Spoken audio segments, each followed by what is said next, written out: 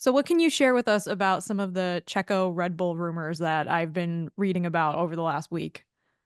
So the last three races, and this is sometimes what's funny about Formula One having a triple header, is that everyone's in the paddock together a lot, and you basically have Gossiping? conversation. Yeah. Yeah, just basically gossiping with people, and you start to hear journalists have a bit of information here and there.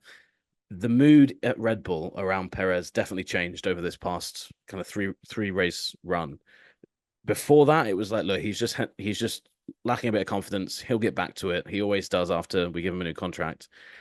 The last three races, I think, have been so alarming. We were talking about Haas just now. Nico Hulkenberg has outscored Perez in the last five races, which is crazy. There's no world in which that should ever be even remotely close to being true.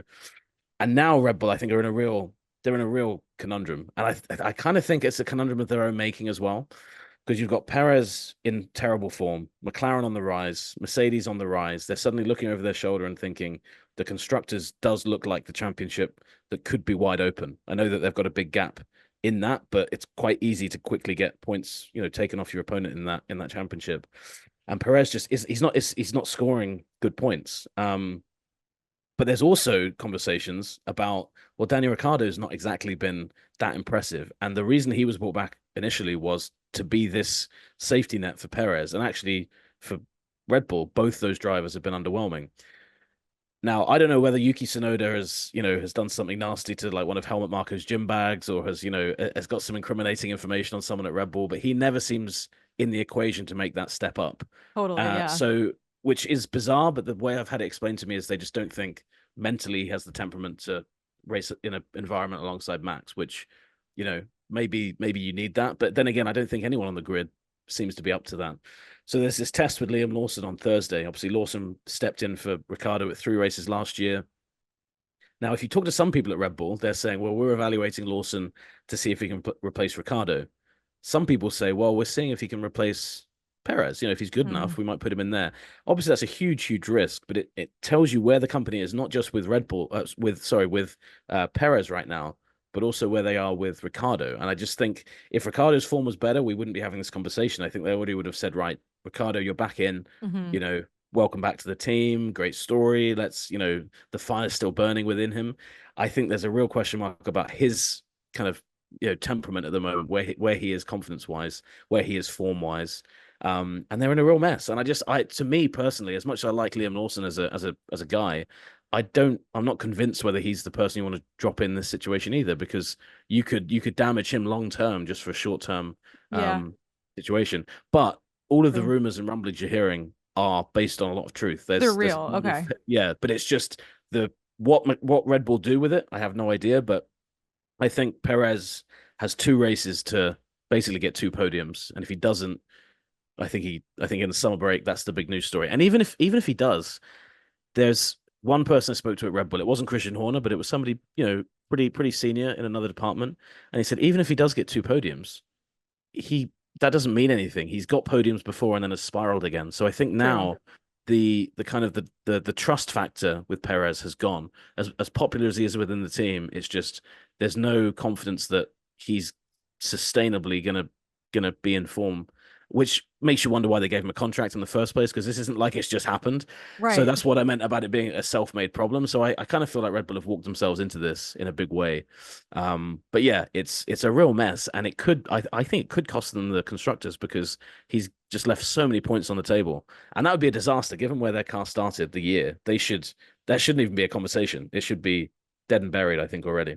Oh, absolutely. So, if my maths is correct, Perez has only scored 15 points since Miami, which was all the way Yeah, back the first that's week of May. that's correct. His last podium was in China, and right now the Red Bull team is only 71 points ahead of Ferrari, and Ferrari and McLaren are pretty close together. They're around 300 points apiece in Yeah, the constructors, and obviously both have drivers that are capable of finishing in the top 10, which Perez just hasn't really been able to do very yeah. much lately.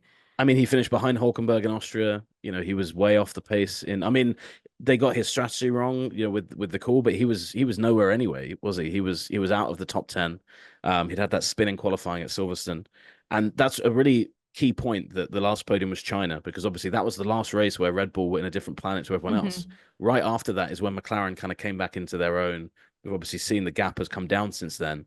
And he just, while Max has been able to deliver very, very solid results, and he's like, okay, well, we're not winning races. I'm still going to be second and third.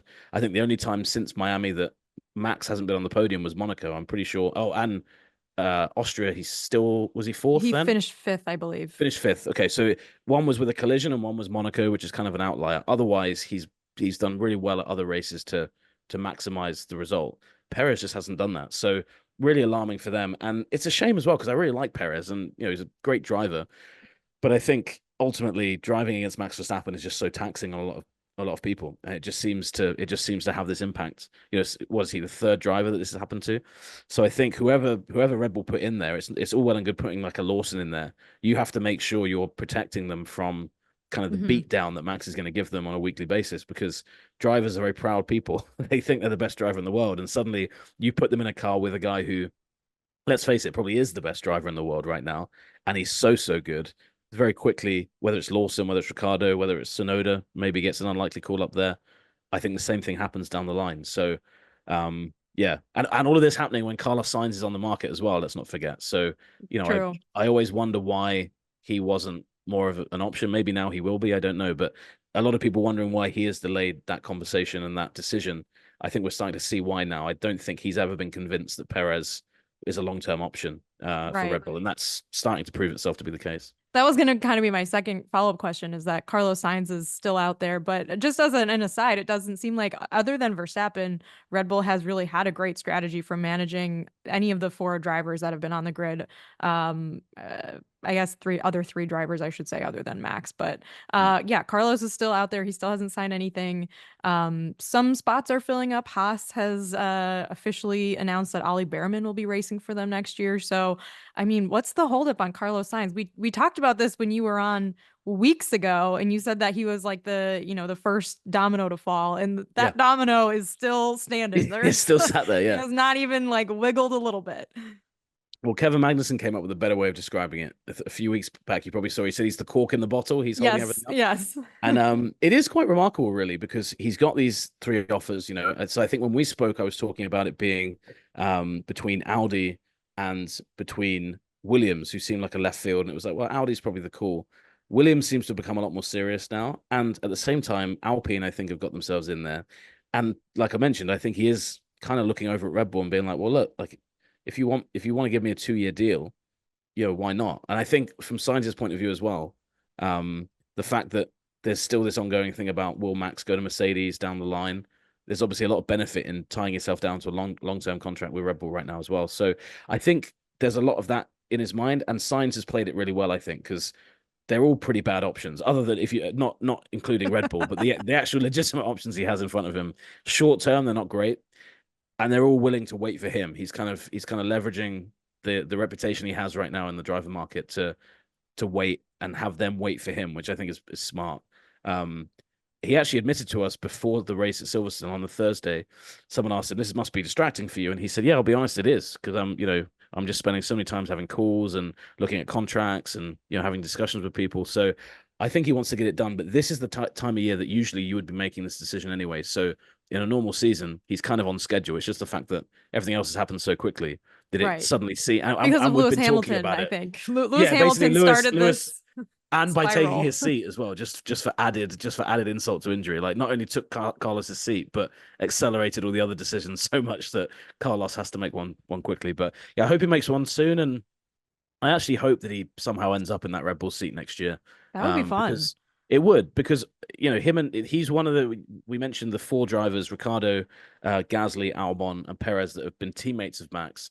Carlos was his teammate at Toro Rosso in their first season together, but they never raced together at Red Bull. And I actually think Sainz coming in there, given the form he's been on with McLaren, the fact with McLaren, I'm back in 2019, the form he's been on since he left McLaren to go to Ferrari. I think he'd be great there, and I think that he's so sure of himself and confident. I think he'd actually relish that opportunity to race against Max again. And that's where I think Red Bull have really messed this up because obviously Carlos Sainz, it's not like he's just suddenly become available. He's been available since the end of January, and they've had to make this decision. And Perez, they signed him to a deal, and I think a lot of people were just like, well, what on earth have you done that for? And I know that Sainz and his dad and his agent were all just like, I can't believe Red Bull have just renewed this guy again. So we'll see how that plays out. Obviously, contracts can be torn up, and Red Bull are quite good at doing that as well. So we'll True. see how that plays out. But that obviously Sainz wouldn't be able to sign for this season with Red Bull. He'd have to do it for next year. The actual shorter term for Red Bull is a bit harder to work out. But they've got themselves in that mess, and I hope Sainz is the answer to it longer term. But we'll see.